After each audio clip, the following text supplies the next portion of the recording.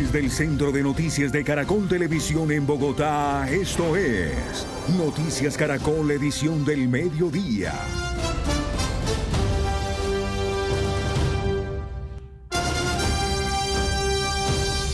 Buenas tardes y bienvenidos a nuestra emisión del mediodía de Noticias Caracol.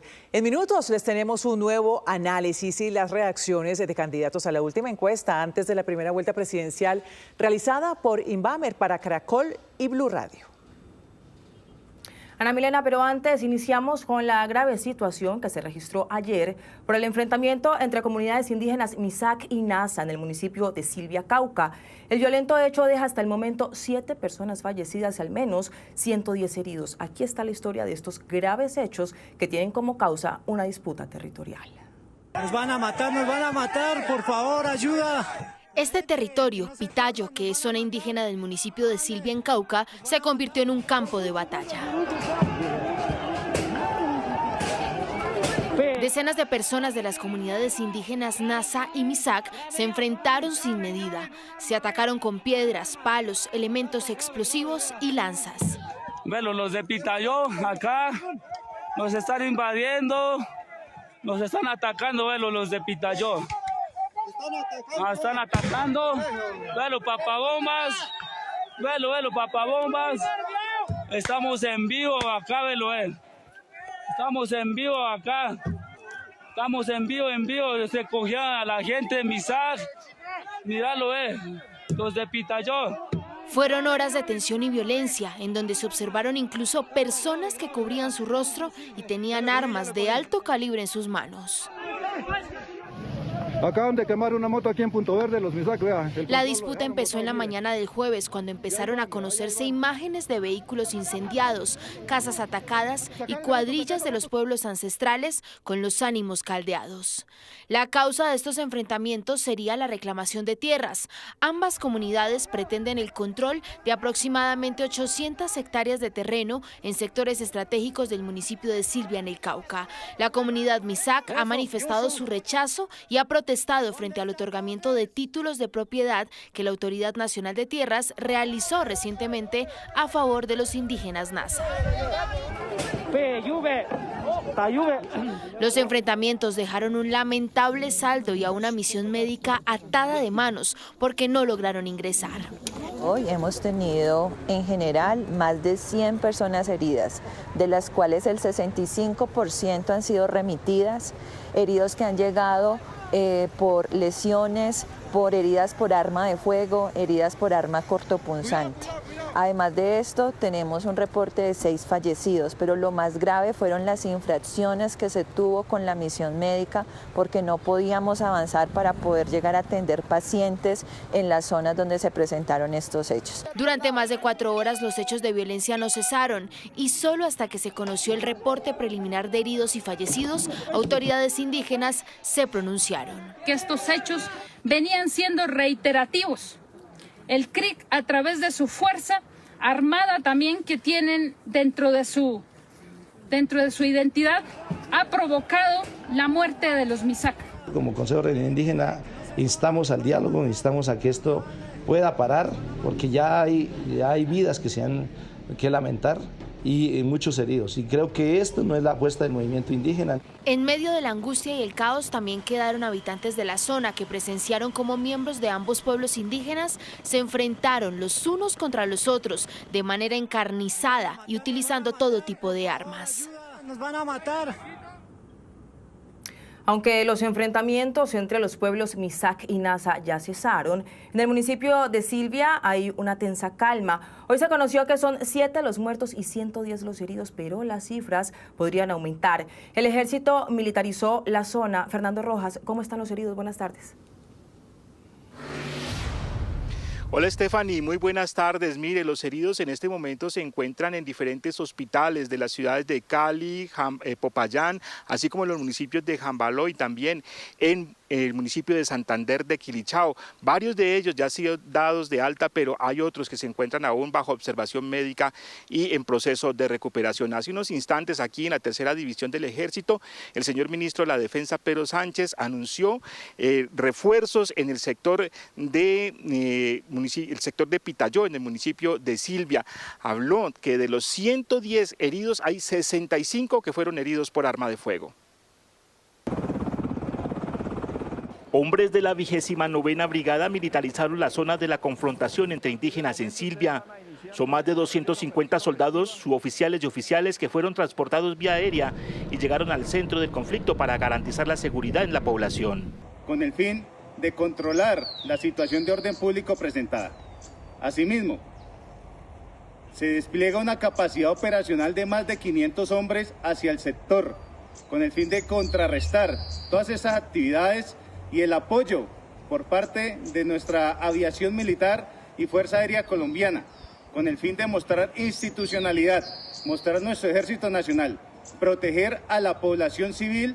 El trágico balance de la confrontación lo entregó el ministro de Defensa Pedro Sánchez esta mañana, luego de recibir reportes oficiales. Habría por lo menos 7 muertos. Esta cifra puede ascender. La confirmación que tenemos es una mujer, 6 hombres. Pero también habrían más de 110 heridos.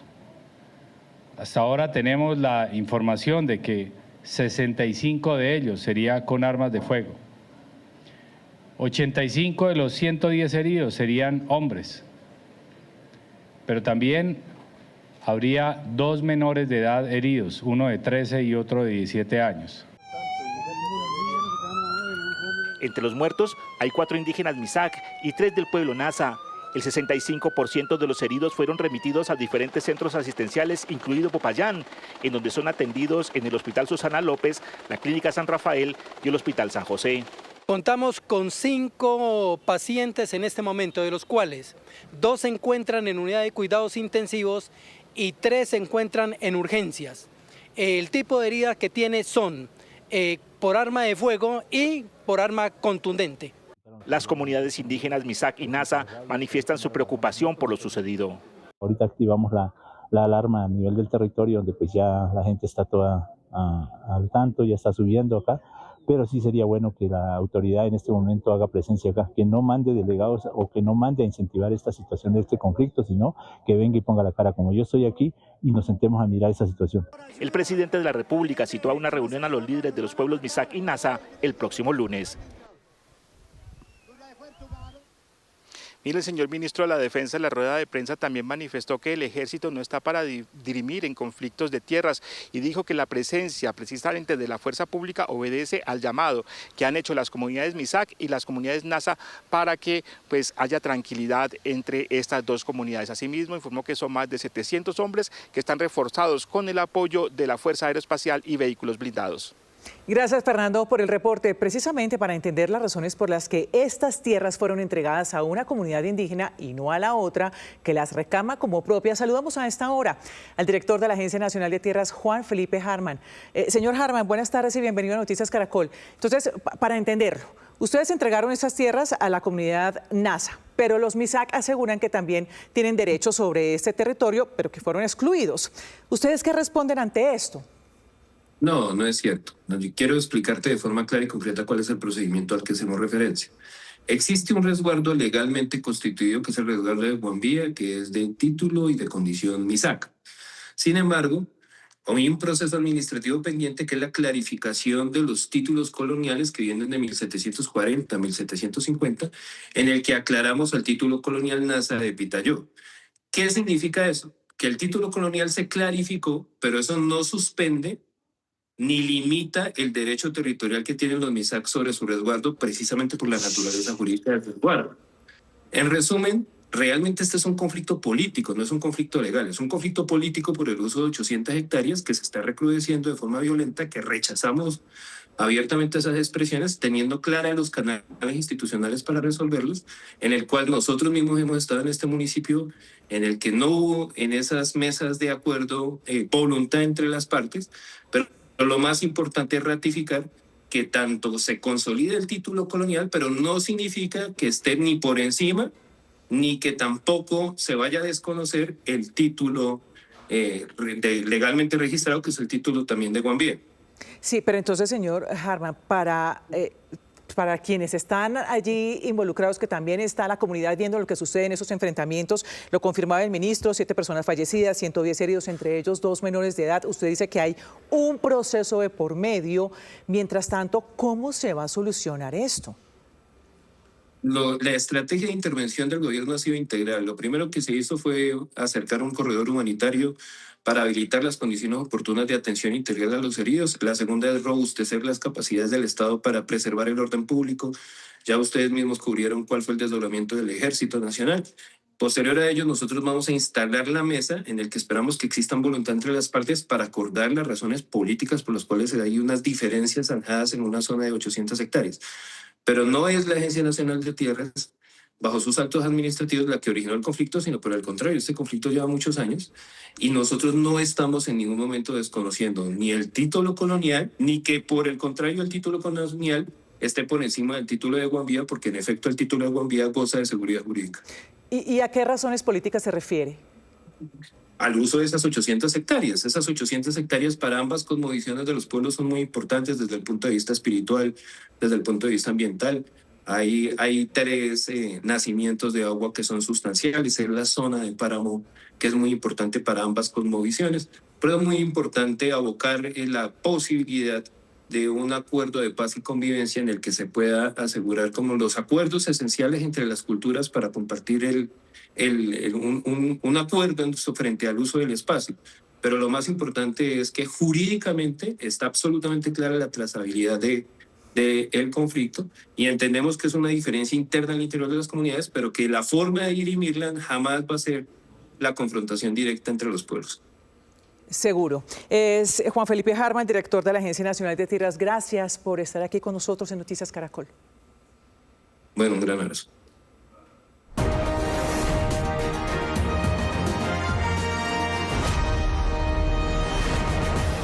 Colombia decide 2026. Faltan 8 días, 19 horas, 16 minutos y algunos segundos para que se abran las urnas el domingo 31 de mayo, cuando decidiremos quién será el próximo presidente de Colombia o qué candidatos pasan a la segunda vuelta.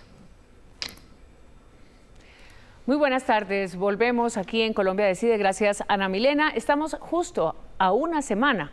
El próximo domingo 31 de mayo se dará esa cita de los ciudadanos con la democracia. Ha sido una campaña muy larga. Sabemos que hoy los nervios están de punta en las campañas, sobre todo en las punteras, después de los datos de esta encuesta Inbamer. Martín Orozco, bienvenido. ¿Cómo ha recibido usted el coletazo de las campañas sobre esta encuesta? Buenas tardes, María Alejandra. No, pues más que las campañas, es el mundo de las redes sociales. Ya. Creo que hay que tener mucha tranquilidad, no caer en ese juego y entender que el comportamiento humano tiende a desacreditar lo que no le gusta. Entonces, como estamos en una campaña tan competida, es natural que esas emociones salgan a flote. Así es, este es un tema muy emocional, pero además de un gran compromiso, justamente porque está en juego el gobierno de Colombia para los próximos 4 años. Vamos directamente a ver las cifras de esta encuesta. Tenemos la medición de mayo, esta medición, anoche Martín mirábamos entre el 13 de mayo y el 20, sí, fue la recolección de los datos y esta es la fotografía a la pregunta: si las elecciones a la presidencia se realizaran el próximo domingo, ¿por cuál candidato votaría usted? Antes que eso, María Alejandra, es la intención de salir a votar. Y es cuál es la probabilidad de que usted vote en las próximas elecciones. Lo aclaro simplemente para que los televidentes tengan claro que el 61% de las personas dijo definitivamente va a ir a votar, y ese 61% es el que se va a tener en cuenta o el que va a reflejar los resultados que vamos a ver a continuación en la intención de voto. Una pregunta ahí, porque usted tiene razón, yo me estaba adelantando. El 61.4% tiene su voto definido. ¿Hay manera en que haya otra población, digamos en lo que se llaman los indecisos, hoy nos estaban haciendo esas preguntas, y aparezcan dentro de ese voto decidido? ¿O ya es muy poco lo que puede llegar allí? En general no ocurre, María Alejandra, por eso lo hacemos con el definitivamente ya faltando un poco más de 8 días, 10 días, y es porque ya en esta época y en la historia de mediciones que nosotros hemos tenido, que son 50 años midiendo, la participación el 31 de mayo tiende a parecerse a esa cifra del definitivamente sí. Los demás opciones de respuesta, que es probablemente sí, aún no sabe, probablemente no, definitivamente no, tienden a que esas personas no terminan saliendo a votar, y por eso tomamos esta cifra como base para esas preguntas de intención de voto.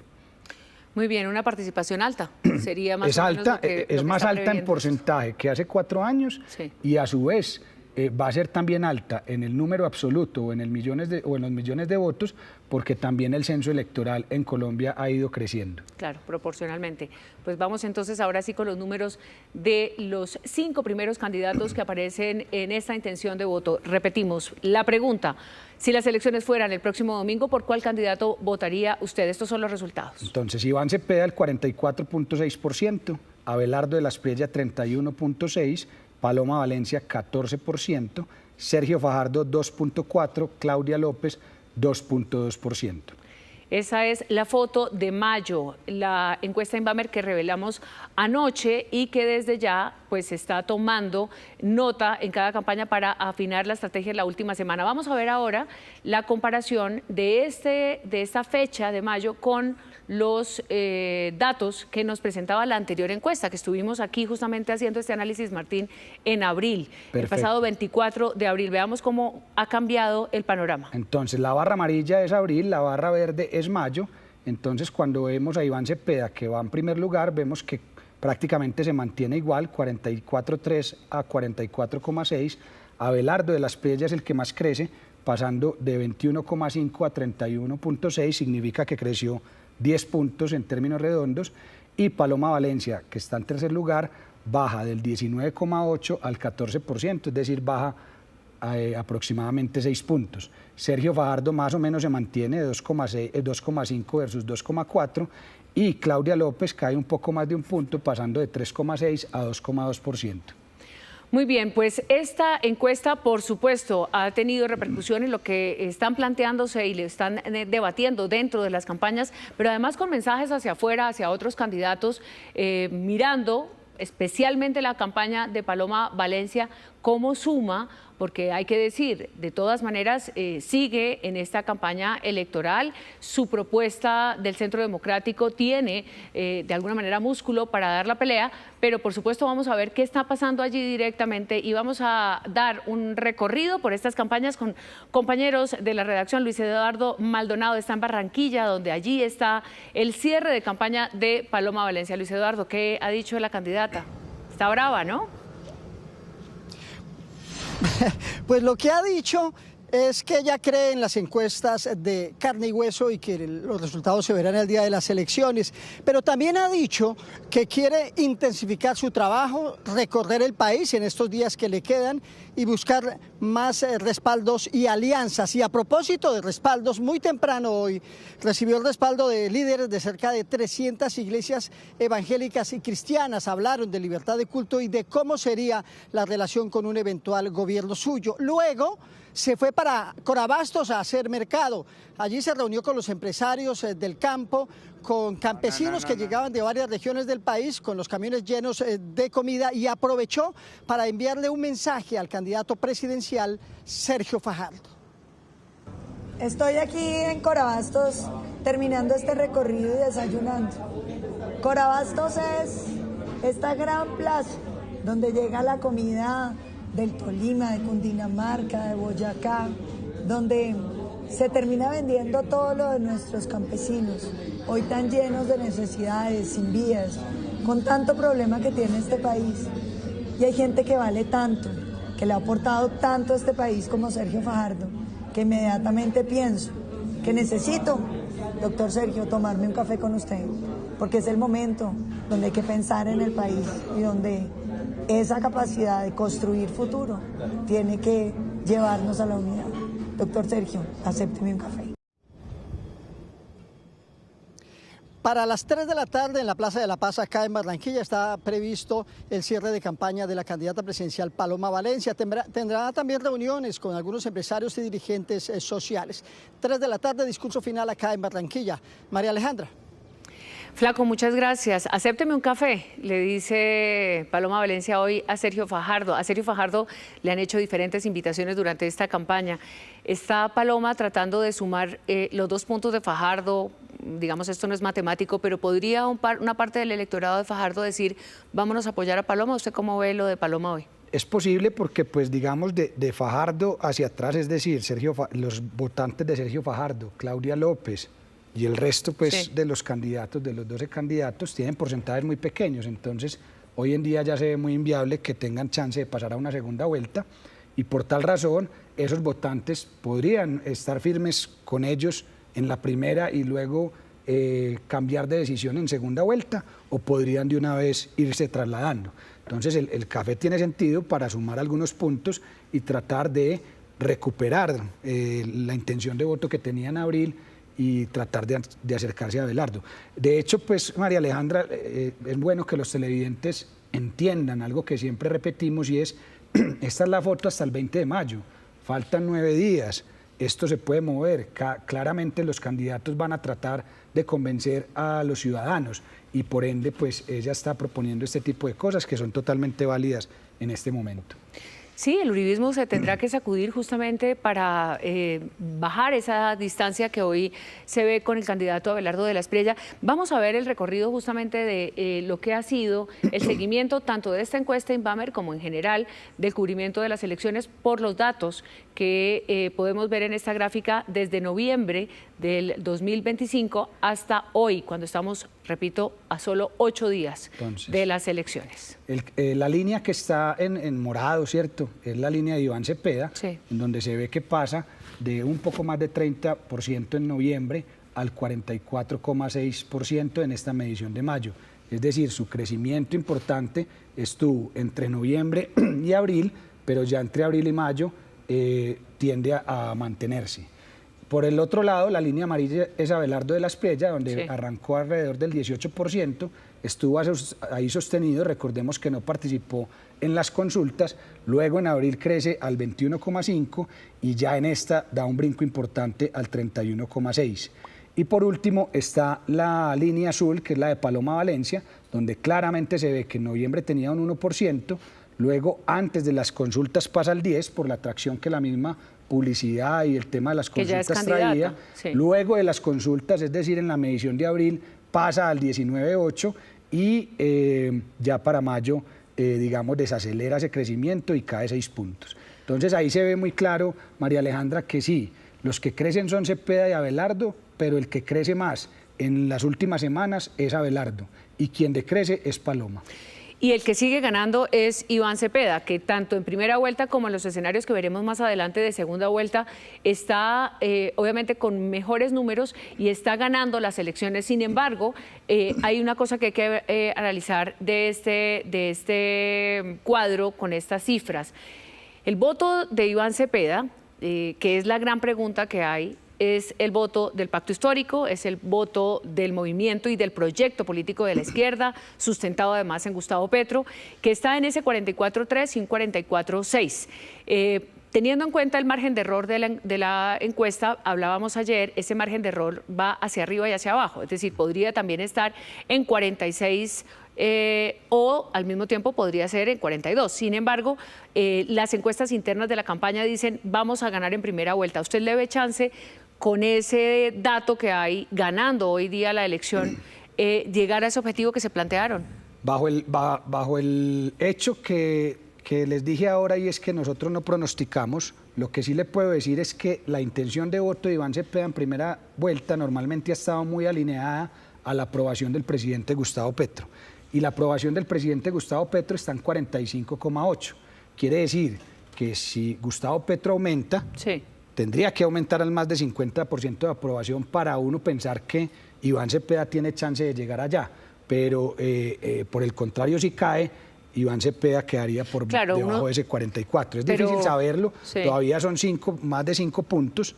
Eso ya, usted sabe que cuando un candidato tiene un porcentaje alto de intención de voto, pues es cada vez más difícil subir, entre más arriba es más difícil. Entonces, depende mucho de la aceptación del gobierno actual porque está muy correlacionada las dos cifras. Claro, pero uno pensaría que el gobierno tiene menos movida que hacer, aunque el presidente Gustavo Petro claramente también ha aparecido en los últimos días y seguramente va a empezar una gira por todo el país para mover esa emoción que le acompaña en su proyecto político, a ver si eso llega de coletazo a votaciones más altas para Iván Cepeda. Vamos justamente a ver qué pasa en la campaña de Iván Cepeda porque justamente también, pues allí también están haciendo reflexiones, han estado muy triunfalistas, han dicho tenemos esto asegurado, incluso en primera vuelta. ¿Qué ha dicho el candidato Sebastián Cortés? María Alejandra, buenas tardes. Vea que este es el mensaje. Dicen no al triunfalismo, pero sí optimismo, porque esta reciente medición de la encuesta Inbamer y por supuesto las otras que se han llevado a cabo en los últimos meses confirman, dicen ellos, que sí coinciden como favoritos y que es latente, es lo que aseguran en la campaña, la posibilidad de que Iván Cepeda gane en la primera vuelta presidencial, alcance el 50% más uno de los votos y entonces se convierta en presidente de la República, dicen ellos, sin necesidad de ir a la segunda vuelta. Por eso dicen que no se dan como ganadores aún, que están muy cerca, a 5 puntos de esta eventual victoria en la primera vuelta, y por los lados del propio candidato nos cuentan y nos confirman que esta tarde a las 5:30 en el evento de cierre de campaña que tiene en Bogotá, acá en la Plaza de Bolívar, va a pronunciarse sobre este tema de las encuestas, de las mediciones, y va a entregar un mensaje en este mismo sentido, de que no hay que darse por ganadores, de que hay que seguir avanzando, seguir tocando puertas, y ese es el mensaje que en estas últimas semanas ha entregado justamente el aspirante del Pacto Histórico a su campaña, de avanzar, de no darse entonces como los vencedores aún, pero sí ser conscientes, dicen ellos, de que son los favoritos y de que esa posibilidad de ganar en primera vuelta es latente y es posible. Pues sin duda un reto enorme para esta campaña cumplir con esa promesa de ganar en primera vuelta, pero también el riesgo de llegar a una segunda vuelta con números muy justos para competir con Abelardo de la Espriella. Martín, esa subida de Abelardo de la Espriella, usted ya lo decía, 10 puntos entre abril y mayo. Este es un candidato que se ha quedado, digamos, se instaló en el concepto de outsider, de no políticos, de una campaña publicitaria muy fuerte, una inversión además en redes sociales muy grande y una confrontación muy grande con Paloma Valencia y con el Centro Democrático, es decir, entre sus mismos votantes. Decíamos ayer que esa confrontación que hubo entre esas derechas, digamos las dos derechas que están enfrentándose, dice mucho de cómo se, digamos, quedará el liderazgo, por ejemplo, del expresidente Álvaro Uribe. ¿Es posible entonces que Paloma pierda más votos de aquí a una semana, que se vayan donde Abelardo por la atracción un poco de este viento de cola que lo está acompañando? ¿O es posible que hasta allí llegue? Es difícil de saber, yo sé, pero es un poco el escenario al que nos enfrentamos un poco cuando hablamos de este análisis electoral. Lo que hemos visto en el pasado es que las tendencias son muy importantes. Cuando un candidato viene creciendo, es más probable que siga creciendo. Sí. Cuando un candidato cae, digamos, recuperar en una semana se vuelve más complejo, pero como decíamos ahora, esto no es la bola de cristal. Lo que yo sí le puedo decir es por qué Abelardo subió y por qué Paloma cayó. Sí. Y la razón principal es porque, independientemente de las regiones, porque en general en todas tiene mayor porcentaje Abelardo que Paloma, cuando uno lo mira por afinidad política, aquellas personas que dicen ser afines a la derecha están más con Abelardo que Paloma. Casi 6 de cada 10 personas afines a la derecha dicen que quieren votar por Abelardo de la Espriella. Y por otro lado, es el que más personas tiene de centro, incluso un poco por encima de Iván Cepeda. Eso parece raro, ¿no? Está muy cerca Iván Cepeda, pero está recogiendo más centro Abelardo, porque hay un centro que está en oposición al gobierno. El centro no está a favor del gobierno. De hecho, el centro tiene esa característica, y es que en un momento dado puede decidir, cuando ya no se queda sin opciones de centro, pues tiene que decidir por cualquier candidato. Entonces, la ventaja más importante la tienen aquellos que dicen ser afines a la derecha, pero en aquellos que dicen ser afines a la izquierda también le saca casi 20 puntos a Paloma. Entonces, esos dos elementos son los que explican el cambio entre abril y mayo. Bueno, vamos ahora justamente a ver qué está pasando en la campaña de Abelardo de la Espriella. Juan Pablo Contreras, ¿qué han dicho sobre la encuesta Inbamer y hay alguna reacción del candidato? María Alejandra, por ahora el candidato no ha dicho nada, pero desde la campaña ven con buenos ojos este crecimiento de 10 puntos que tuvo Abelardo de la Espriella respecto a la medición que hicimos en abril. Dicen que estos datos son parecidos a las métricas que ellas tienen, que también son unas métricas en las que Abelardo se muestra en constante crecimiento, pero dicen que no es suficiente y que van a trabajar en estos 9 días que quedan antes de la primera vuelta para terminar de consolidar estos apoyos que, como ustedes lo mencionaban, se han repartido también entre el centro y la derecha. Dicen que es necesario también seguir trabajando por conquistar a estos sectores que están indecisos y pues también por trabajar en algunos territorios del país en los que aún Abelardo de la Espriella no está tan fuerte. Es por eso que este fin de semana el candidato ha convocado a caravanas de carros y de camiones en al menos 50 municipios del país. Esa es una estrategia que el candidato ya ha venido desarrollando en domingos anteriores y que busca cerrar también este fin de semana, añadido a sus 2 cierres de campaña que tiene en Antioquia y Atlántico. Esta fue la convocatoria que hizo para los votantes. Este 24 de mayo, caravanas abelardistas por todo el territorio nacional, en los 32 departamentos de la patria. Con fervor vamos a hacer que la manada ruja. Vamos a imprimirle más entusiasmo, más pasión. Este fin de semana el candidato busca reunir a por lo menos 50.000 seguidores, 25.000 en Barranquilla el día de mañana y otros 25.000 en Medellín el día domingo. Estos serán sus 2 cierres de campaña grandes en el departamento de Antioquia y de Atlántico, María Alejandra. Juan Pablo, en esta campaña de Abelardo de la Espriella, como en todas las campañas, por supuesto, las encuestas sirven o no sirven. Y después de la revelación de los datos de ayer, habían sido bastante hostiles al decir que esta encuesta no medía la verdadera intención de voto. Y ahora que sale bien, pues han dicho que les encanta la encuesta. Así son las cosas, ¿no? Sí, y es normal. Antes nos criticaban mucho de la campaña de Abelardo. Hoy ya nos critican desde la de Paloma. Y le aseguro que si el que hubiera caído era Iván Cepeda, nos estuvieran criticando desde esa campaña. Entonces, como le decía al inicio, eso es natural, yo creo que a eso no hay que pararle bolas y tenemos que seguir haciendo el trabajo de manera transparente y metodológicamente confiable. Así es, y la verdad es que los ciudadanos tienen suficientes elementos para tomar las decisiones. La figura de la primera y de la segunda vuelta se sustenta en que hay que ir a votar por el candidato que los ciudadanos, que cada uno quiera. Y luego en la segunda vuelta, obviamente después de ese filtro, pues ya hay que tomar una decisión entre uno u otro. Sabremos el 31 si hay o no hay segunda vuelta, pero por ahora la invitación a los ciudadanos, por supuesto, es a participar para esta gesta democrática. Vamos a ver los escenarios de la segunda vuelta entre Iván Cepeda y Abelardo de la Espriella en la comparación de abril y de mayo. Entonces, abril barra amarilla, les recuerdo, verde es mayo. Entonces, en abril estábamos 54-6 Iván Cepeda, 42-6 Abelardo de la Espriella, es decir, Iván Cepeda le tomaba una ventaja a Abelardo de 12 puntos. Ya para mayo, Iván Cepeda está en 52.4 y Abelardo de la Espriella en 45.3. Quiere decir que esa ventaja, que antes era del 12, ahora es de 7 puntos. Ahora es de 7 puntos, ganando Iván Cepeda en este escenario de segunda vuelta.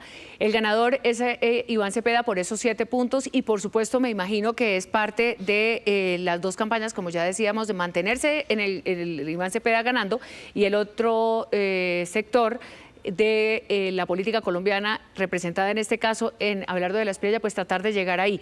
¿Qué zonas y cómo se pueden ver un poco los detalles demográficos que en el caso de la ley de las encuestas nos impide dar cifras, pero sí se puede cualitativamente mencionar dónde están los escenarios geográficamente hablando y demográficos de cantidad de votantes que pueda ganar uno o el otro? Bueno, entonces, en la costa Caribe todavía tiene más ventaja Iván Cepeda que Abelardo de la Espriella. Es una región que normalmente ha sido muy afín al gobierno de Petro, eso está más o menos 60-40. En el centro oriente prácticamente iguales, que el centro oriente son los Santanderes, Bogotá y toda esa zona del centro del país. En el eje cafetero y Antioquia, pues ya el 60 es a favor de Abelardo y un poco menos del 40 a favor de Cepeda. Es la zona más antipetrista que existe en el país. Es la zona más antipetrista. Lo mismo los Santanderes. En el Pacífico, que ha sido muy afín a Gustavo Petro, ahí Iván Cepeda tiene casi el 70%. En el centro-sur Amazonía hay un poco de ventaja hacia Abelardo, al igual que en los llanos. Entonces esas diferencias pequeñas en los temas regionales son las que aquí hacen que esa diferencia hoy sea de 7 puntos. Sin embargo, hay algo muy obvio, pero que hay veces a uno se le pierde de vista, María Alejandra, sí. Y es que 7 puntos en realidad son 3,5, porque estamos hablando solo de 2 candidatos. Entonces, si el candidato que va de segundo crece 3,5, alcanza el candidato que va de primero, porque estamos hablando de una dupla. Entonces, hay veces se ve muy lejano, pero es crecer la mitad de lo que ya creció entre abril y mayo, porque ya dijimos bajó de una diferencia de 12 a una diferencia de 7. Ya, pero también podría crecer Iván Cepeda. Sí, totalmente, claro, podría crecer. Lo que pasa es que, como le decía ahora, la cifra de Iván Cepeda está muy correlacionada con la aprobación de Gustavo Petro. Sí, usted insiste en eso, pero pues digamos que ahí lo que yo creo que a hoy los ciudadanos que apoyan al gobierno de Gustavo Petro pues son los que están, pero sí, la campaña de Iván Cepeda pues continúa obviamente tratando de conseguir votos. Vamos a ver los escenarios. Y de hecho, perdón María Alejandra, de hecho, siendo justos con las cifras, la imagen favorable de Iván Cepeda hoy es superior a la imagen favorable de Abelardo de la Espriella. Abelardo de la Espriella todavía tiene oportunidad de crecer en conocimiento y por ende en imagen favorable, porque la de... ¿Pero también la desfavorable? Sí, la de Iván Cepeda 51% favorable, 36% desfavorable, y la de Abelardo de la Espriella es 43% favorable, 36% desfavorable. Pero Abelardo lo conoce el 84% y a Cepeda lo conoce el 93%. Entonces hay una diferencia importante, que en la medida en que el uno crezca en su favorabilidad o no, eso en teoría se tiende a parecer a la intención de voto. Y eso también tiene que ver obviamente con el manejo emocional que tendrán las campañas para tocar el ciudadano y el votante. Vamos a ver los escenarios de segunda vuelta entre Iván Cepeda y Paloma Valencia. Entonces, estos son los datos. En el escenario con Paloma Valencia, en abril estábamos en 51% para Iván Cepeda, 46,6% para Paloma Valencia, y en mayo Iván Cepeda tiene el 52,8% y Paloma Valencia el 44,3%. Quiere decir que hace un mes la diferencia era alrededor de 5 puntos y ahora la diferencia aumentó a 8. Iván Cepeda se mantiene como ganador en segunda vuelta también frente a Paloma Valencia por esta diferencia que está mencionando Martín Orozco. En este escenario, por supuesto, también preguntémonos, Paloma Valencia en sus votantes y en sus regiones, ¿dónde podría crecer? Y a pesar de compartir, digamos, esas mismas territorios con la campaña de Abelardo de la Espriella. Estoy hablando de dónde más hay voto antipetrista. ¿Cómo podría Paloma Valencia? ¿Por edad, quizá? Por edades, sobre todo hablando de las personas ¿o de mujeres? Entre 18 y 34 años. Y en el caso de hombres y mujeres, también tendría oportunidad, porque en las mujeres pierde incluso con Iván Cepeda, siendo ella mujer. Entonces ahí creo yo que se concentran las dos mayores oportunidades. Oportunidades para Paloma Valencia. Ese es el reflejo de lo que está pasando con esta fotografía a 8 días. Veamos de todas maneras cómo continúa la campaña, porque también Sergio Fajardo, a quien Paloma Valencia ha invitado a tomarse un café, estará pensando cómo sería ese café, porque interesante se acepta, pero difícilmente Sergio Fajardo va a cambiar su postura, por lo menos antes de primera vuelta. Se encuentra en gira política de Barranquilla. Margarita Ariza, ¿qué ha dicho allí Sergio Fajardo con los resultados de esta última encuesta de Inbamer? María Alejandra y televidente, muy buenas tardes. Efectivamente, acompañamos al candidato Sergio Fajardo en su recorrido por Barranquilla, por el Museo a Cielo Abierto en el barrio Abajo. Miren, y durante este recorrido, lo primero que nos advirtió su equipo de comunicaciones y el propio candidato cuando lo fuimos a entrevistar es que por el momento no se iba a pronunciar sobre esa invitación que le hizo la senadora y también candidata a la presidencia de la República, Paloma Valencia, de tomarse un café y de hablar sobre una posible unidad política. Sí se pronunció sobre esta encuesta de Inbamer, donde ocupa el cuarto lugar con 2,4% intención de voto de los colombianos, y lo que dice el candidato es que le den la oportunidad de gobernar el país. Faltan 10 días y en estos días mucha gente toma su decisión. Todavía hay muchas personas indecisas, hay muchas decepcionadas, y esa es la invitación. Denos la oportunidad. La hemos luchado por una forma distinta a la política, por la capacidad de construir en este país. Para destruir, aquí hay unos maestros. El candidato seguirá su recorrido por Barranquilla en horas de la tarde, se reunirá con líderes de diferentes municipios del departamento, también de la ciudad, hará volanteo también en el norte de Barranquilla y mañana estará cerrando su campaña en Medellín y el domingo en Bogotá. Gracias, Margarita. Pues vamos a ver también qué pasa con Claudia López, una candidata que, como Sergio Fajardo ha insistido, hizo consulta a diferencia de Fajardo en marzo y por tanto quedó en la fila para llegar a la primera vuelta, para estar en ese tarjetón de primera vuelta. Claudia López, ¿qué ha hecho hoy? Vamos a escuchar. Juan David Ríos, usted está con ella. ¿Qué reacción tiene de esta encuesta? María Alejandra, mire, nos encontramos justamente aquí en la Universidad Uniminuto, donde Claudia López estaba con unos estudiantes. Ya reaccionó en horas de la mañana sobre esta encuesta Inbamer y dice que lo que no cuenta pues no la lleva a ganar y por eso lo que busca es justamente poder tener los votos suficientes. Escuchemos lo que dijo Claudia López en horas de la mañana antes de estar aquí en la universidad. Van a confirmar lo que se sabía. La derecha tomó partido, se va a ir con el defensor de la mafia, así es la derecha, eso no va a cambiar. Cada voto que nosotros, el centro independiente, la gente que trabaja con berraquera, le regale a Paloma, va a terminar endosado en el defensor de la mafia en 10 días. No. Nosotros no hemos dado esta lucha para dejarnos vencer, ni rendirnos, y mucho menos para entregarnos y regalarnos. Vamos a seguir defendiendo en lo que creemos. Yo voy a estar aquí siempre, queridos, pase lo que pase. María Alejandra, lo que está buscando justamente es Claudia López es poder conseguir esos votos de centro y poder sumar ese 31 de mayo. Ella se va a quedar en Bogotá, va a hacer los cierres justamente aquí en la capital. Está en la Uniminuto con diferentes estudiantes y por supuesto hará luego recorrido por los barrios de Bogotá.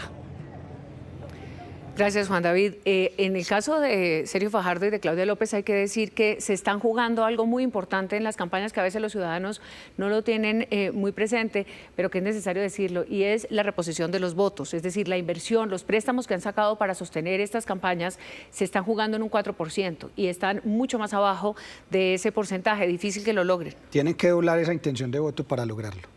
Esta es la ficha técnica y más adelante después de la ficha técnica hagamos una conclusión, Martín, de esta encuesta. Primero, ¿a quiénes se les encuestó?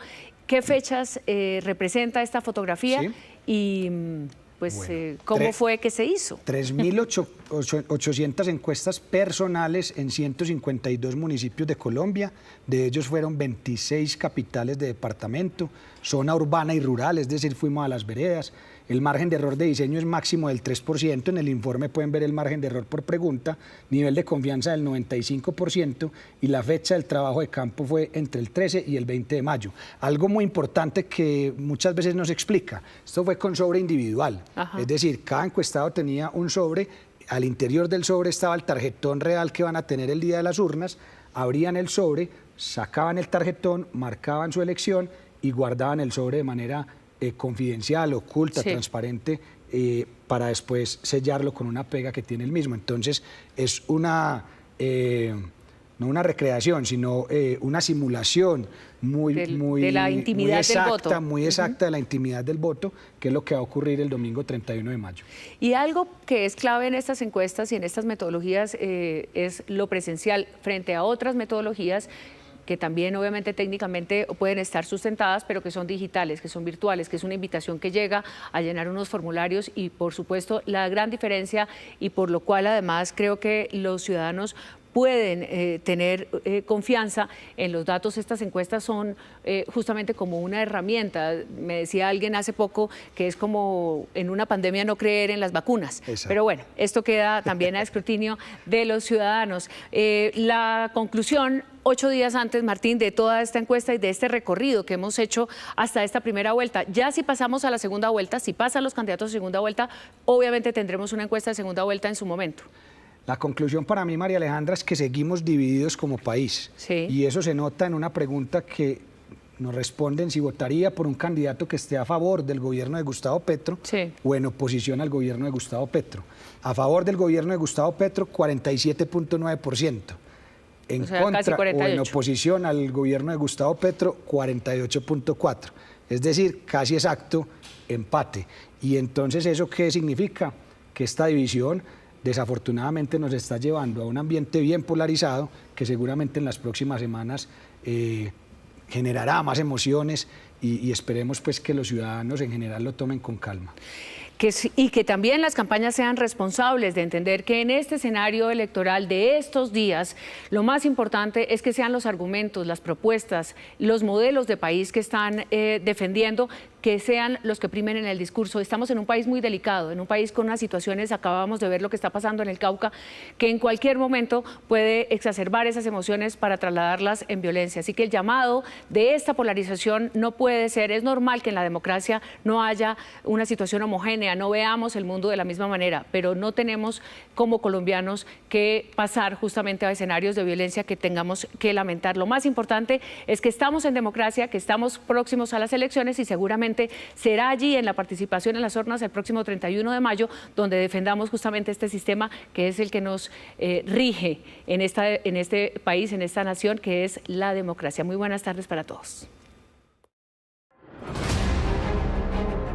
Las fórmulas vicepresidenciales se darán cita en un encuentro donde las ideas, los proyectos y las visiones de futuro estarán frente a frente. Escuchar su visión de país, escuchar sus contradicciones. Los vicepresidentes tienen un impacto decisivo. No se trata solo de elegir un nombre, sino de reafirmar un compromiso con Colombia. Su voz marca el rumbo de lo que significa liderar un país. Cada voz, cada voto es un acto de confianza en el futuro compartido. Es acompañar al candidato en los temas más estratégicos. Es demostrar que gobernar es un trabajo en equipo. La democracia se fortalece con cada voto.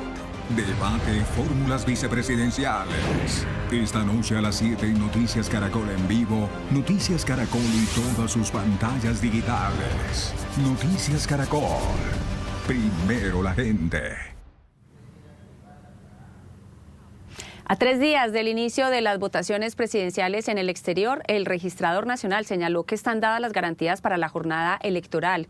En el país hay 5 departamentos en alerta de las autoridades por posible riesgo electoral.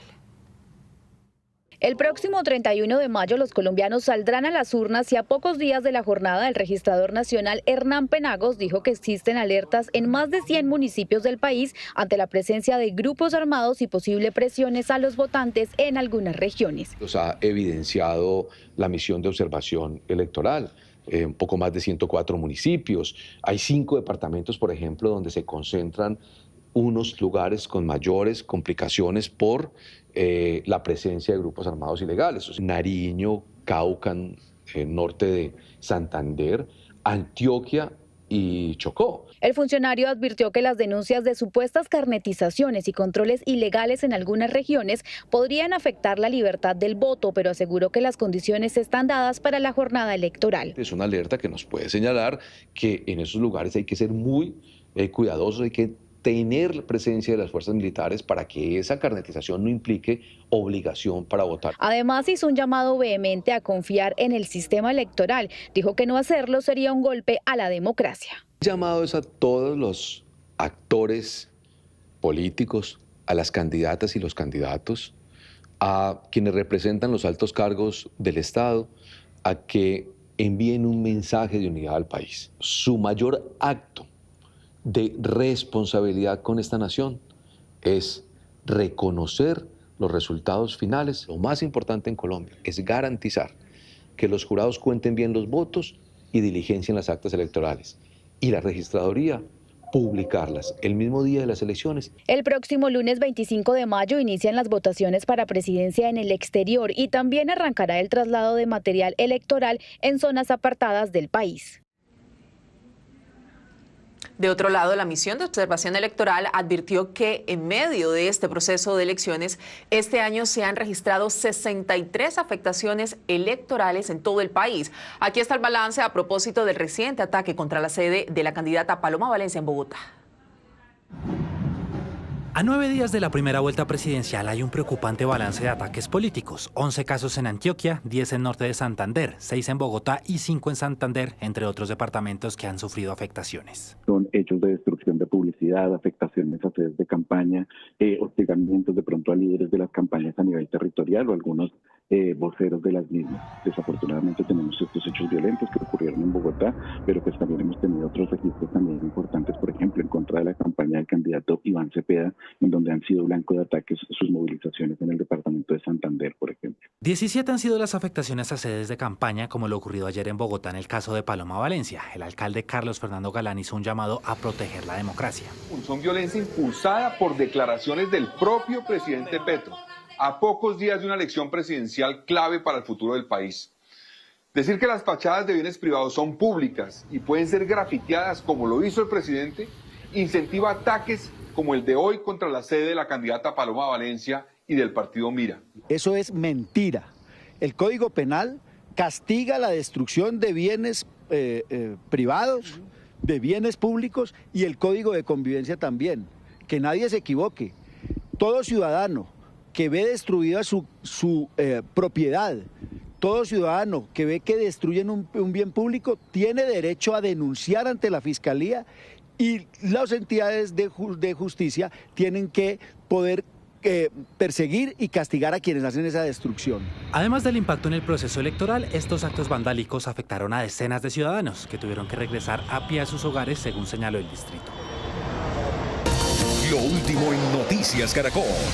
1:21 p.m. Por primera vez, uno de los trenes del metro de Bogotá rueda por el viaducto. Una imagen para la historia de una ciudad que ha esperado por décadas esta mega obra. María Juliana Reyes, usted nos tiene los detalles de esta importante noticia para la capital del país.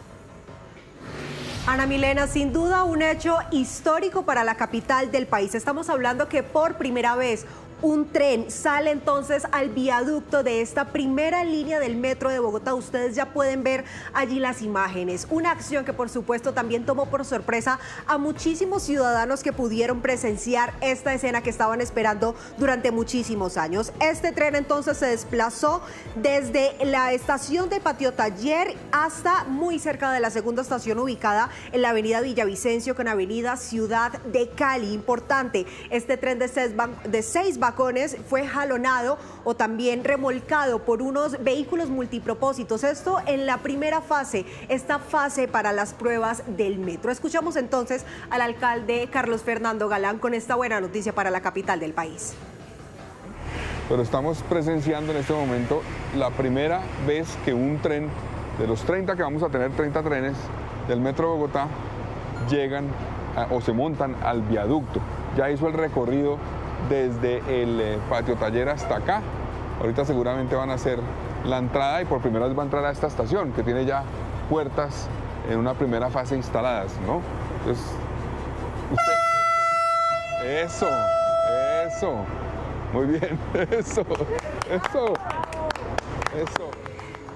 Ya se escucha entonces el metro que se acerca ya aquí en Bogotá. Bueno, este viaducto ya tiene 14 kilómetros construidos y sobre él ha instalados más de 6.000 metros de vía férrea. Importante, esta es una primera fase de pruebas, pero se espera que la próxima semana, de manera autónoma y durante todo el mes de junio incluso, pues comience a transitar, a estar sobre estos rieles el primer tren, los trenes de esta primera línea del metro. 1:33 p.m. Gracias por continuar con nosotros. Conocimos nuevos detalles de la investigación de la Fiscalía por la muerte de Yulixa Tolosa tras un procedimiento estético irregular en el sur de Bogotá. Fuentes de medicina legal indican que la mujer murió por una embolia pulmonar. En este voluminoso expediente reposan varias de las pruebas y testimonios que permitieron dar con el paradero de los presuntos implicados en la muerte de Yulixa Tolosa, una muerte que, de acuerdo con fuentes de medicina legal, se produjo por una embolia pulmonar. Así lo explica un experto. Es la patología en la cual se forman trombos o coágulos de grasa en las venas de las piernas, las cuales viajan a los pulmones y obstruyen la oxigenación de la sangre. Esto genera un estado de hipoxia o de falta de oxígeno progresivo que puede llevar a la muerte. Una de las primeras declaraciones que están en el expediente es de la enfermera que atendió ese 13 de mayo a la mujer de 52 años, como lo demuestran estos documentos en donde se hizo el ingreso de la mujer por parte de esta enfermera. En esa declaración, la enfermera cuenta cómo Yulixa llegó al centro estético 1 hora tarde de su cita fijada para la lipólisis láser. Luego firmó este consentimiento para el procedimiento y procedió a pagar los 3.700.000 pesos del mismo. Yo me encuentro con la paciente Yulixa. Le indico que se retire la ropa, que se coloque un panty y un top, gorro y polainas para tomarle fotos y medidas. Luego pasa el doctor Leo, que es el anestesiólogo. La canaliza, le hace una valoración previa y le realiza una serie de preguntas.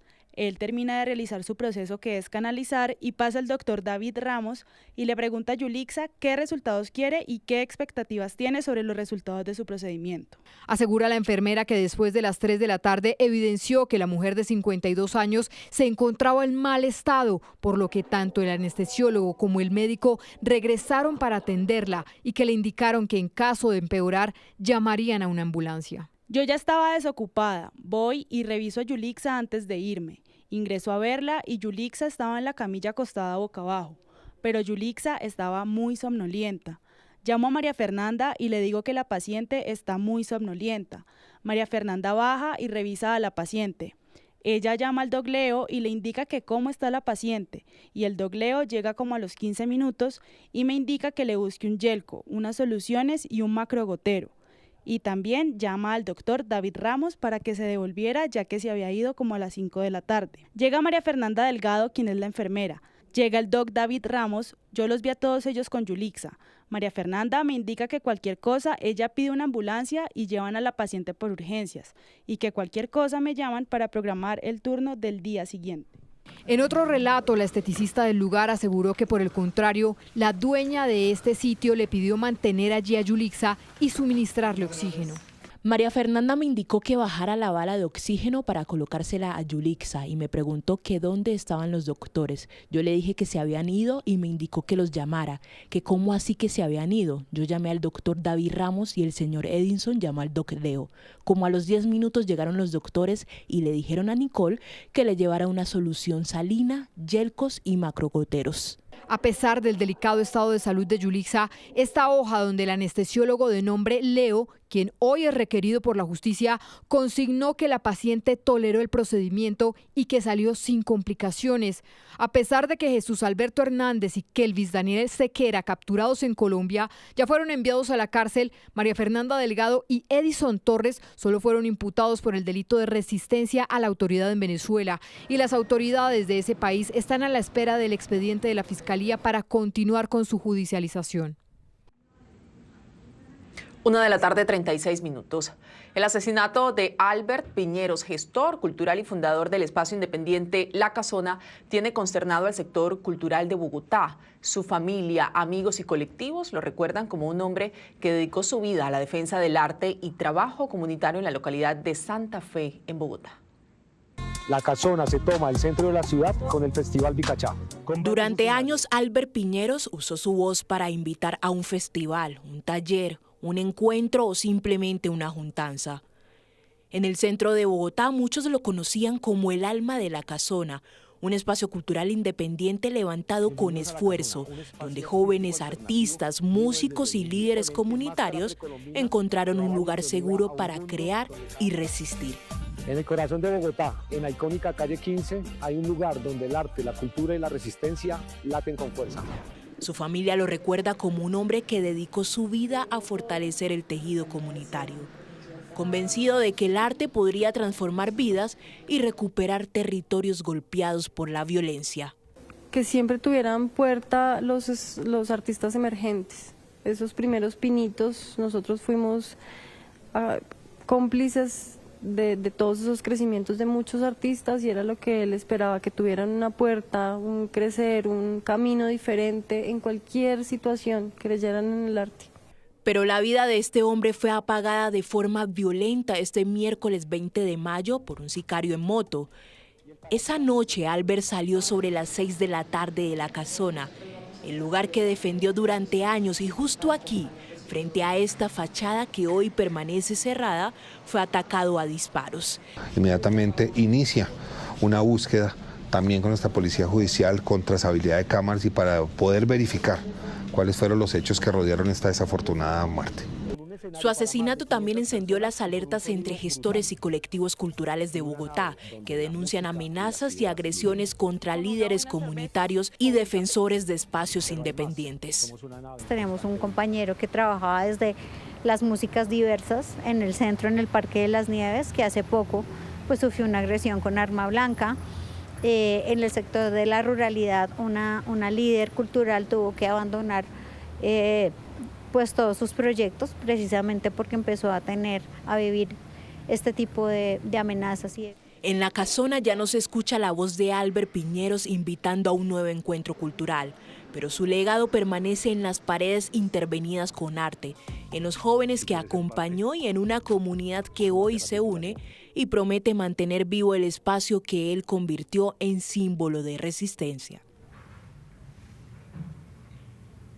Y a la cárcel fue enviada la influencer conocida como Valentina Amor, señalada de robar a extranjeros en Medellín y Cartagena utilizando sustancias tóxicas.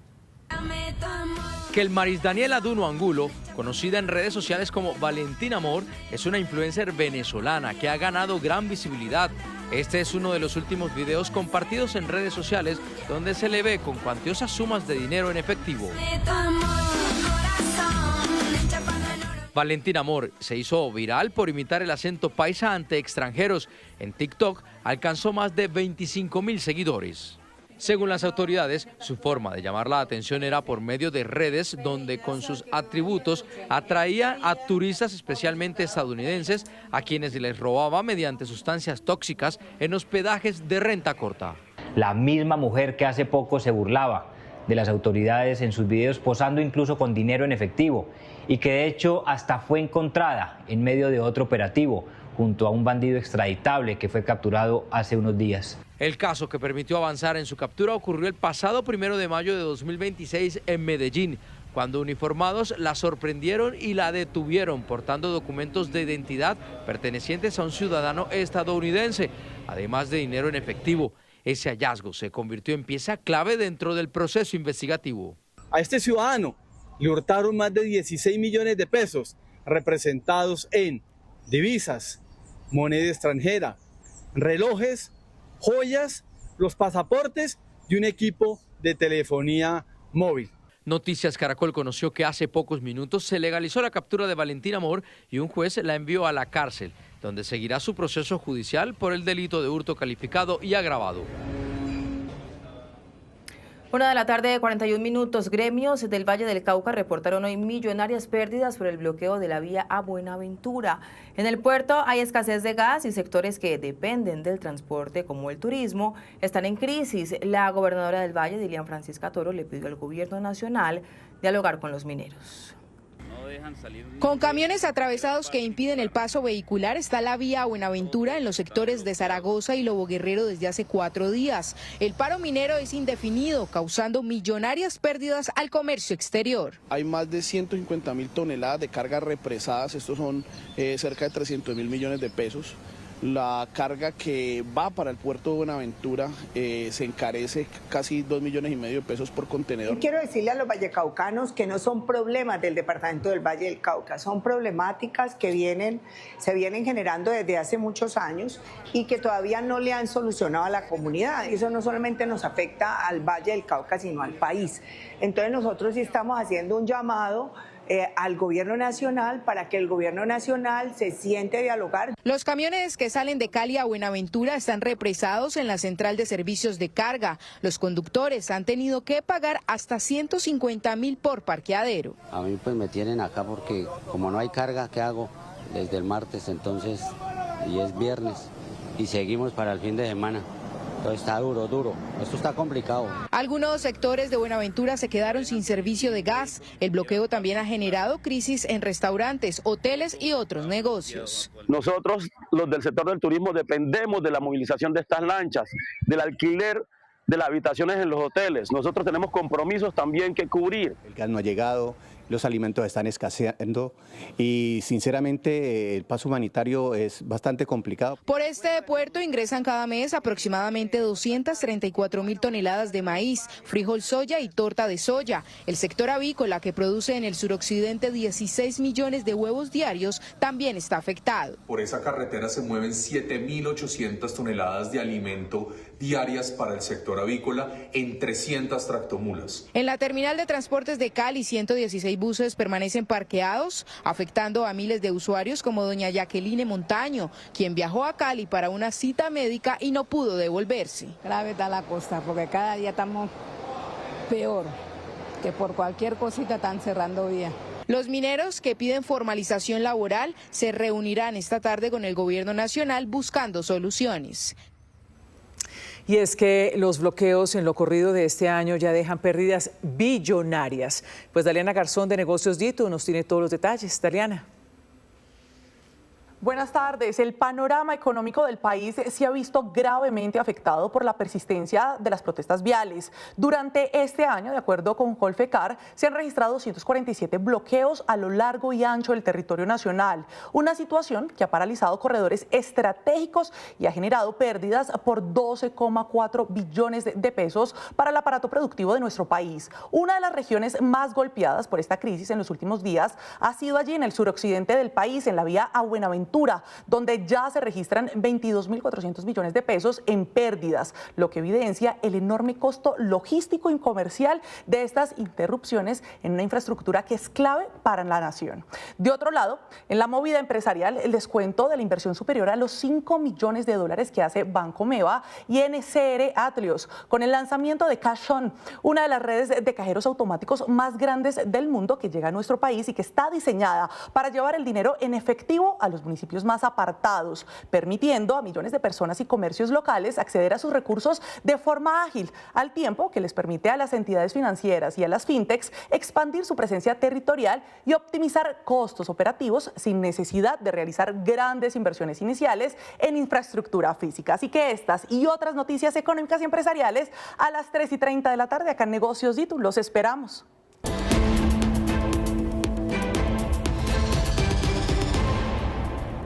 Estos son los sucesos que hacen noticia en el mundo hoy. La Organización Mundial de la Salud elevó al máximo el nivel de riesgo de contagio por ébola en la República Democrática del Congo. Tedros Adhanom Ghebreyesus, director de ese organismo de la ONU, informó que hasta ahora se confirmaron 82 casos, incluidas 7 muertes, pero hay 759 casos sospechosos y 176 muertes sospechosas. Pero además el epicentro del brote es una zona en plena guerra. A nivel mundial, la alerta se mantiene en bajo, pero los expertos están preocupados por la velocidad de propagación de la nueva cepa, que es más letal. El brote de ébola en la República Democrática del Congo se está propagando rápidamente. Anteriormente, la Organización Mundial de la Salud consideraba que el riesgo era alto a nivel nacional y regional y bajo a nivel mundial. Ahora, estamos revisando nuestra evaluación de riesgo a muy alto a nivel nacional, alto a nivel regional y bajo a nivel mundial. El régimen cubano desafió a la administración Trump con una protesta a las afueras de la Embajada de Estados Unidos en La Habana. Miles de manifestantes condenaron el encauzamiento a Raúl Castro y rechazaron una eventual intervención en la isla. Castro no asistió, pero sí sus familiares y el núcleo del poder en pleno. A las afueras de la Embajada de Estados Unidos en La Habana se registró una multitudinaria manifestación. Exhibieron fotos de Raúl Castro y rechazaron que esta semana Washington haya imputado cargos en su contra por un caso de hace 30 años. El hermano de Fidel Castro envió un mensaje a los manifestantes y a Estados Unidos con una exespía del régimen. Nos dice que agradece de corazón la solidaridad de nuestro pueblo y de los amigos del mundo y que tengan la certeza de que mientras viva seguirá marchando al frente de nuestro pueblo, defendiendo la revolución con el pie de estribo. ¡Viva Raúl! ¡Viva! A la protesta asistió el presidente de Cuba, Miguel Díaz-Canel, así como Guillermo Rodríguez Castro. nieto de Raúl Castro e importante figura de comunicación entre la administración Trump y el régimen cubano. Los manifestantes expresaron su preocupación ante una eventual situación de violencia en su país. Independientemente de la creencia actual que tenga cada joven, a nadie le gusta que bombardeen su país. La tensión aumenta en Cuba ante una eventual operación militar, mientras que en Estados Unidos aumenta la ofensiva legal en contra del régimen. En Florida fue detenida Adis Lastres Morera, la hermana de la presidenta del grupo Gaesa, el conglomerado empresarial más importante del régimen cubano.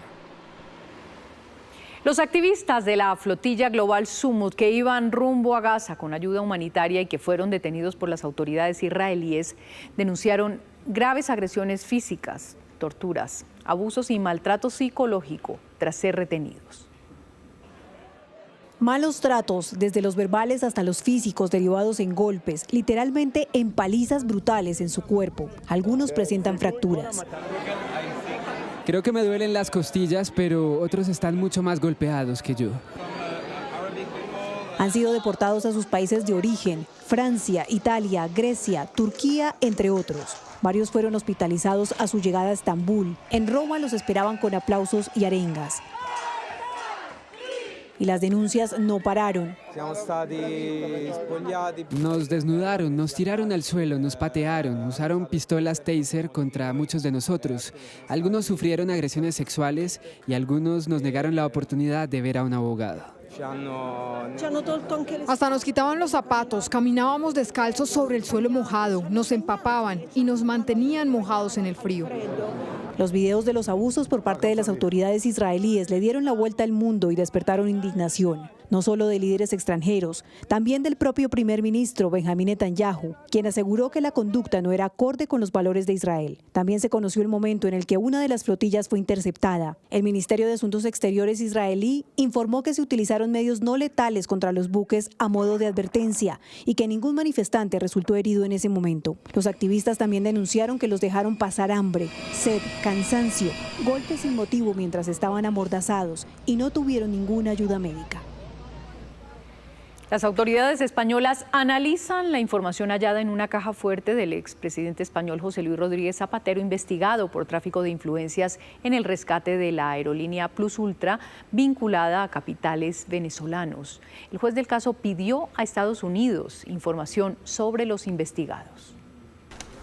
Una caja fuerte, una cuenta bancaria a nombre de la esposa de José Luis Rodríguez Zapatero y el testimonio de la secretaria del exmandatario son las piezas esenciales para la justicia, que se prepara para interrogar al expresidente el 2 de junio. A esa cuenta bancaria de María Sonsoles Espinosa ingresaron 1.5 millones de euros procedentes de transferencias de empresas de la presunta trama de tráfico de influencias que investiga la Audiencia Nacional. La justicia también tiene en la mira una empresa de consultoría de un allegado de Rodríguez Zapatero que habría actuado como intermediario financiero para pagar comisiones ocultas y la empresa de las hijas del expresidente. Se le acusa de haber liderado una estructura estable y jerarquizada de tráfico de influencias para la obtención de beneficios económicos ante instancias públicas en favor de terceros, principalmente Plus Ultra. Esa aerolínea recibió del gobierno de Pedro Sánchez un préstamo de emergencia de $62 millones de dinero público en marzo de 2021 durante la pandemia. Jamás he realizado ninguna gestión ante ninguna administración pública ni el sector público en relación con el rescate de Plus Ultra. El presidente del gobierno, también socialista e inevitablemente salpicado por el caso, cerró filas en su respaldo. Todo el respeto a la presunción de inocencia y todo mi apoyo al presidente Zapatero. Una investigación que ha creado la tormenta perfecta para Sánchez y para el partido de gobierno, flanqueado por investigaciones de corrupción por todos lados. Y un rescate de película vivió un marinero que quedó varado en una isla envuelta por las llamas en California, Estados Unidos. Había tenido un accidente con su embarcación en las costas rocosas, pero en medio del fuego del incendio forestal halló la forma de pedir ayuda.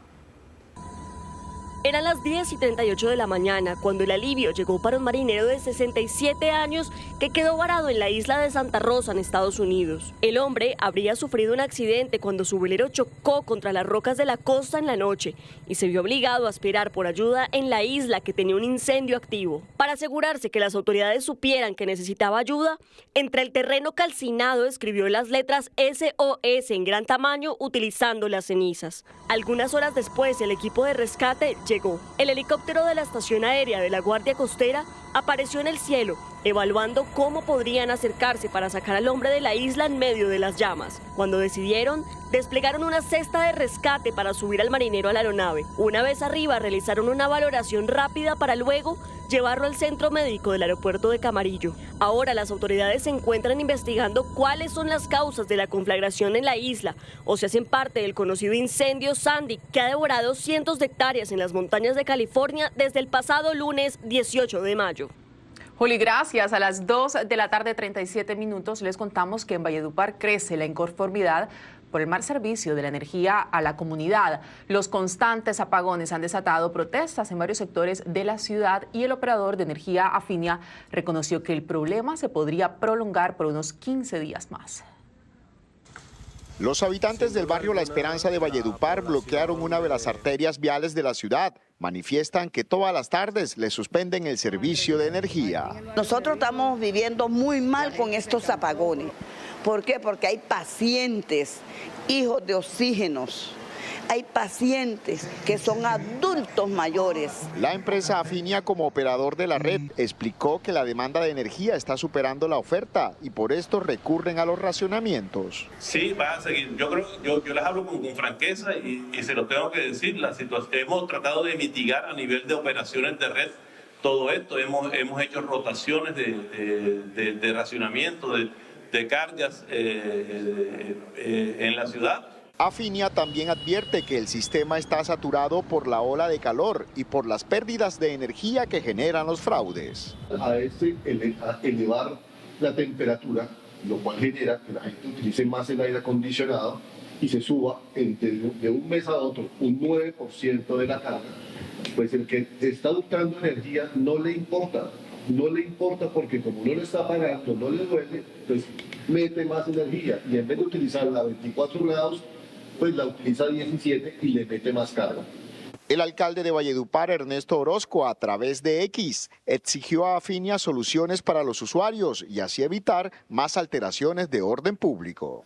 La entrada en funcionamiento de la subestación de energía Nueva Guatapurí es la apuesta de Afinia para mejorar el servicio en la capital cesarense. Y en una mesa de diálogo realizada hoy, la ministra de Ambiente hizo un llamado urgente a alcaldes y autoridades territoriales para tomar medidas ante la posible llegada de un fenómeno del Niño. La probabilidad de un fenómeno del Niño intenso durante el segundo semestre del año sigue siendo alta. Actualmente es del 82%. En medio de una reunión entre diferentes entidades del Gobierno Nacional y autoridades ambientales, la ministra de Ambiente, Irene Vélez, hizo un llamado a movilizar recursos y activar medidas de prevención ante los posibles impactos del fenómeno. Estamos diciéndole a los alcaldes que ellos tienen la responsabilidad de, en este momento, hacer la destinación de recursos. La ministra aseguró que tomar medidas desde ahora es urgente. Además, advirtió que el fenómeno del Niño podría coincidir con otros eventos climáticos anómalos, una alerta que coincide con los pronósticos del IDEAM. Que es inminente que deben tomarse las medidas para poder atender el fenómeno del Niño, que no viene solo, y este es el mensaje que quiero dejar aquí. Se trata de al menos 3 procesos anómalos en términos de variabilidad climática. Por su parte, la directora del IDEAM, Gisliana Echeverry, resaltó que el impacto del fenómeno no será igual en todo el país. El país tiene diversidad climática, el fenómeno no impacta de igual manera a todas las regiones. Estamos también bajo variabilidad climática, es decir, pueden ocurrir diferentes tipos de alertas durante los próximos meses. Por eso, las autoridades insisten en analizar los posibles impactos de manera regional y evaluar los riesgos específicos en cada zona del país. De hecho, anunciaron que la próxima semana iniciarán reuniones virtuales con alcaldes y gobernadores para fortalecer los planes de contingencia. A los alcaldes y a los gobernadores el llamado urgente a que elaboren sus planes de contingencia para lo que se viene. Una decisión que ya tomamos es que vamos a avanzar en una serie no solamente de webinars y de espacios virtuales, sino también vamos sumando las capacidades del gobierno nacional a reunir por regiones a la mayor cantidad posible de alcaldes. Sin embargo, Carrillo advirtió que muchos de los fondos destinados a la atención de emergencias no están activos y que varios planes de respuesta se encuentran aún desactualizados. ¿Cómo evalúa las acciones preventivas de las autoridades ante las alertas por el fenómeno del Niño? Lo leemos en @noticiascaracol. 2:51 p.m. Gracias por continuar con nosotros. En Candidatos al Tablero Económico de Negocios DITU, Sergio Fajardo presentó su plan para la economía colombiana. Habla de generar 4 millones de empleos, limpiar lo que ha denominado la corrupción en la DIAN para proteger el recaudo y de otorgar licencias express a los proyectos de exploración y explotación de hidrocarburos que hoy están frenados. La entrevista con Luisa Fernández.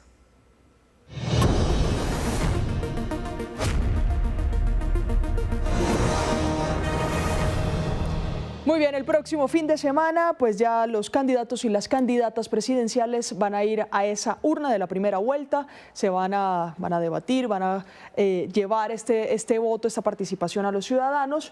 Por eso invitamos al doctor Sergio Fajardo a Candidatos al Tablero Económico. Muchas gracias. Porque además, candidato, los dos en tenis, porque la economía toca. Como en el territorio, actuando y revisándola. Vamos a ir con las primeras preguntas, finanzas públicas. Estas son sus propuestas: consolidación fiscal responsable, mejorar eficiencia y recaudo estatal, transparencia en el uso de los recursos públicos. Dos preguntas aquí claves, candidato. Lo primero, ¿se va a reducir o se va a recortar el gasto público? ¿Es necesario? Hay que saber recortarlo. Y lo primero que quiero señalar es lo siguiente. Yo ya he gobernado.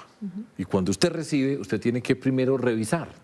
Hay un periodo de empalme que viene inmediatamente después de la elección y a continuación nosotros, mis equipos, van a hacer lo que yo llamo un libro blanco. Acláreme todas las cuentas. En salud no tenemos ni idea cuáles son las cuentas. Claro. En el mundo de la fuerza pública no tenemos bien cuáles son las necesidades, ni nada está claro.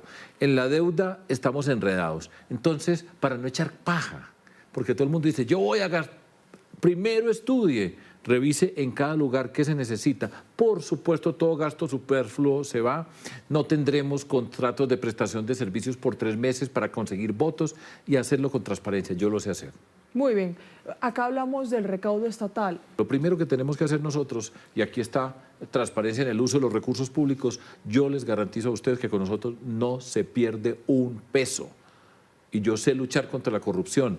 La Agencia Nacional Anticorrupción que voy a presidir yo como presidente de la República, articulando todos los entes del Estado que tienen que ver de una manera u otra en la lucha contra la corrupción, respetando la separación de poderes, pero con tareas claras y precisas. Eso se puede hacer. Y en Colombia, oigan esta cifra, de cada 100 pesos que se deberían recaudar con los impuestos que tenemos, solamente se recaudan 50. O sea, aquí hay un montón de gente que no está pagando, que no están pagando los impuestos que corresponden y al mismo tiempo hay elusión, se ingenian formas para evadir el pago de impuestos, se tiene que hacer transparencia y eso lo puede hacer un gobierno que llegue libre a gobernar, no a pagar cuentas porque nosotros no le vendemos el alma al diablo ni prometemos mentiras a todo el mundo en un show. Si usted llega a la Casa de Nariño el próximo 7 de agosto se va a encontrar con una alerta inminente, el fenómeno del Niño y el suministro de energía o el fantasma del apagón que tenemos desde 1991.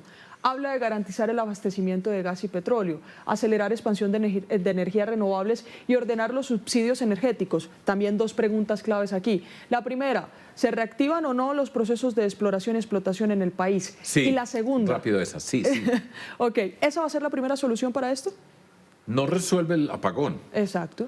Son dos dimensiones, pero nosotros vamos a reactivar la exploración de petróleo y gas con las restricciones ambientales a las que haya lugar. Y añado algo que de una vez va de la mano de todo esto. Yo voy a llegar con nuestro equipo, tenemos un super equipo, un comando especial para destrabar toda esa cantidad de proyectos que están enredados por una razón u otra. Tarea, mire, aquí tiene todos estos proyectos energéticos que llevan 13 años esperando a ver si se consigue una licencia. A trabajar. Póngame, clarifique dónde están, identifique los problemas y resuelva. Se necesita gente preparada, se necesita la voluntad política para hacerlo y nosotros lo tenemos que hacer. Ahora, déjame decir una cosa adicional. Nosotros tenemos gas suficiente en Colombia. Hoy estamos importando gas y la tarifa va para arriba del gas para todo Colombia. Estamos importando gas porque descuidamos la exploración del gas que se necesitaba. Pero fuera de la costa, allá enfrente del departamento de Magdalena y La Guajira, tenemos gas para yo no sé cuántos años que podemos tener nosotros explorar. ¿Sí? Exploramos, trabajamos con las comunidades, conseguimos la licencia ambiental, incorporamos a las comunidades como parte de los proyectos y tengan la certeza que nosotros conseguimos los recursos que necesita Colombia. Un tema muy sensible y muy concreto, los subsidios de energía especialmente en la costa o en las regiones vulnerables. ¿Se van a modificar? ¿Qué significa modificar? ¿Recortar subsidios o distribuirlos? Organizarlos bien. Nosotros no vamos a recortar subsidios. En Colombia hay una cantidad de necesidades que tienen muchas personas. Para ponerlo en el Caribe, ¿cuántas personas no pueden tener un ventilador en medio de ese calor? Ahora, tenemos que organizar, identificar quiénes son las personas susceptibles de tener esos subsidios. Y eso se puede hacer. Nosotros vamos a hacer una organización de todos esos subsidios para que lleguen donde tienen que llegar, pero no los vamos a recortar y tenemos que organizar todo el tema de la energía en el Caribe. Porque el Caribe está en un riesgo muy alto de tener un apagón que sería para todo Colombia, aparte del fenómeno del Niño. Pero estamos en una situación de emergencia, nosotros la resolvemos, tenga la certeza. Muy bien, candidato, emprendimiento y empleo. El 70% de las empresas que intenta salir adelante a los 5 años fracasa en nuestro país. Además, la formalidad o la informalidad laboral en Colombia supera el 55% y algunas tributaciones son muy complejas para las empresas que recién están empezando. Estas son sus propuestas. De una manera muy concreta, explíquenosla.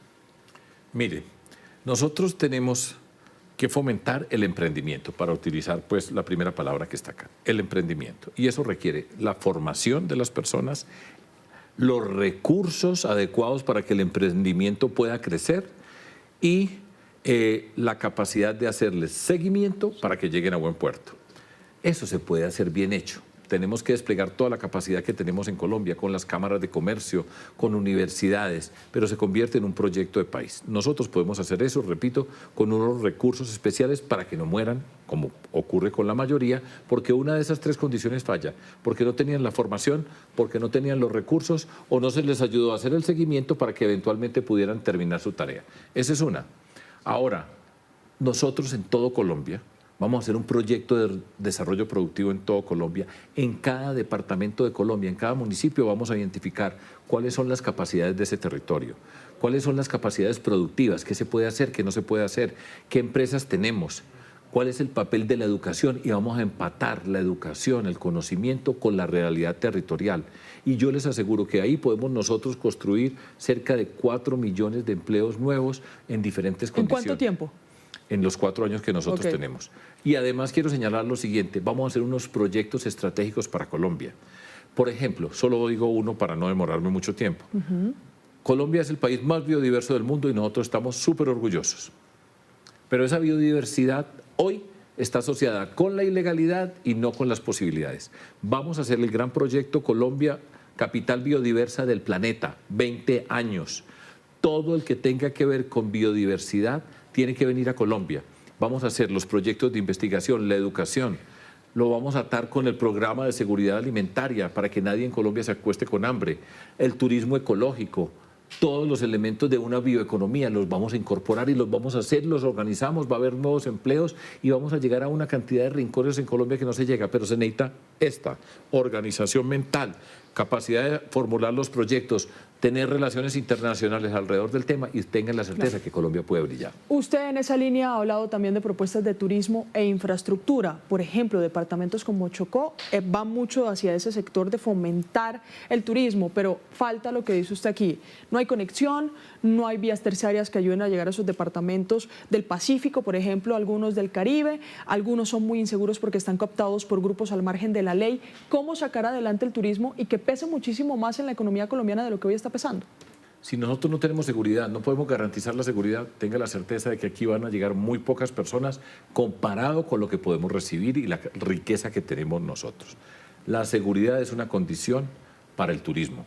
Al mismo tiempo, la infraestructura básica de servicios, de acueductos, de alcantarillados, de salud, que haya servicios de salud por todo nuestro territorio y esa es una responsabilidad del Estado que nosotros tenemos que hacer. Al mismo tiempo, la infraestructura para conectarnos en Colombia también es fundamental, desde las vías terciarias de ese mundo rural, de la vereda, que se tiene que conectar con un municipio para llegar a las autopistas principales de nuestro país. Nosotros tenemos que pegarlos y eso lo podemos hacer nosotros sabiendo qué es lo que significa pegar uno de acá, acá, en trabajo conjunto con los municipios y con los gobernadores. Yo voy a trabajar con todo gobernador y gobernadora, no importa si votan por mí, con todos mostramos dónde van a estar la plata, no nos vamos a robar un peso, no vamos a dejar que nadie se robe un peso y nosotros somos capaces de poner a funcionar todo esto. Quite obstáculos, destrabe, chao clientelistas, chao corruptos y va a ver que brilla Colombia. Candidato, se nos agotó el tiempo, entonces voy a mencionar algunas de sus propuestas en educación y pasamos al siguiente slide. Transformación del SENA, recuperación del ICETEX, me imagino, para créditos y sacar adelante educación superior, infraestructura digna y conectada, esas son sus propuestas en educación. Pasemos a esta, que son las preguntas rápidas, las mismas para todos los candidatos. Sí, ¿Eliminaría? Entonces, una pregunta, ¿tengo que decir sí o no? Porque yo siempre digo, hay que explicar. Pero entonces, ya se nos agotó el tiempo, candidato. Pero usted aquí en Caracol tiene mucho tiempo. Venga, ¿eliminaría el impuesto al patrimonio, sí o no? No, en este momento, es que repito, y por eso es que es importante explicar. Sí. Hoy estamos en una crisis tremenda, tenemos una deuda tremenda. Y entonces, por supuesto, lo más fácil es decir que sí. Y que todo el mundo dice que bueno. Muy bien. Pero tengo que organizar este país. Dejémoslo en que se revisa. Se revisa. Se revisa, sí. ¿Hará una nueva reforma tributaria? Sí. Y la tenemos que organizar. Y recuerden esta expresión que va conmigo, todos ponemos. Pero vamos a organizarla bien, vamos a ver cómo se pagan los recursos. Y nosotros tenemos que ser capaces de manejar las finanzas, la regla fiscal, a disminuir la deuda y saber las condiciones sociales. ¿Dará vía libre a los proyectos de fracking? Si los pilotos dicen que sí, sí, si no, no. Con los pilotos, sin pilotos no. Sí, pilotos, con pilotos bien hechos, sí muy con bien. Pilotos, pero bueno. Después eso lo ven así solo y quién sabe qué era sí con pilotos. Sí con pilotos. Sí con pilotos. Eliminará. Aquí no poner con pilotos. Muy bien, pilotos. Mire que se puede escribir aquí. Con la P, eso, pilotos. ¿Eliminaría el impuesto de 4 por 1000? En este momento no. No. Pero bien. porque usted elimina un presupuesto, usted elimina un impuesto y dice, ¿y de dónde va a conseguir los recursos? Yo quisiera eliminar todos los impuestos y eso sería qué bueno. Las que le dicen que van a eliminar todos los impuestos, le digo, le están echando paja. Son muy irresponsables. Yo le estoy hablando como presidente. ¿Relaciones comerciales plenas con Venezuela? Allá llegamos. Ahora en Venezuela nosotros somos 3. Muy bien. Los Estados Unidos, Venezuela y Colombia. Candidato, muchas gracias. A ti, muchas gracias. Mire, voy a poner más ahí.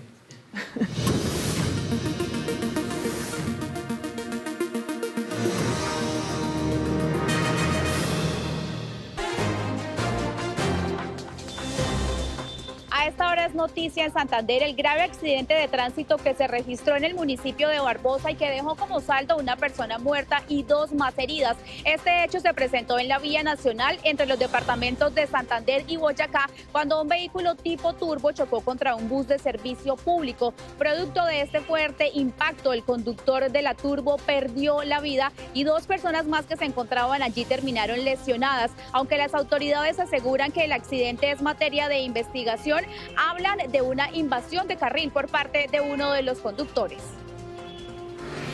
A esta hora es noticia en Cali el accidente de un vehículo usado para transporte escolar tipo Guala que dejó como saldo una persona muerta y 4 más heridas, entre estas 3 menores de edad que iban a bordo rumbo hacia su escuela ubicada en el corregimiento de Villa Carmelo en zona rural de Cali. Las autoridades investigan las causas de este siniestro. A esta hora en Armenia es noticia la solicitud que formuló la Sociedad de Ingenieros del Quindío a la ministra de Transporte María Fernanda Rojas sobre la necesidad de aclarar el anuncio de no renovar la concesión de autopistas del café entre Quindío, Risaralda y Caldas desde el próximo 1 de febrero de 2027. Anuncio que realizó la Agencia Nacional de Infraestructura y destacado por el presidente Gustavo Petro a través de su cuenta en X. Los profesionales de la ingeniería le solicitan a la ministra saber cómo se piensa hacer mantenimiento y terminar las obras pendientes en este corredor vial que tiene más de 250 kilómetros de longitud. A esta hora continúan las investigaciones por parte de las autoridades para determinar si hay más personas vinculadas en un hecho de extorsión que se presentó en la ciudad de Pereira. Un joven de 22 años de edad estaba extorsionando a su progenitora. Le exigía la suma de 3 millones de pesos para no atentar contra ella ni contra su familia. Entre las personas capturadas hay un mensajero que tiene antecedentes penales. Según las autoridades, estos hombres además estaban exigiéndole dinero a otras personas. Las autoridades continúan con un despliegue de seguridad y esperando que las personas denuncien hechos como estos.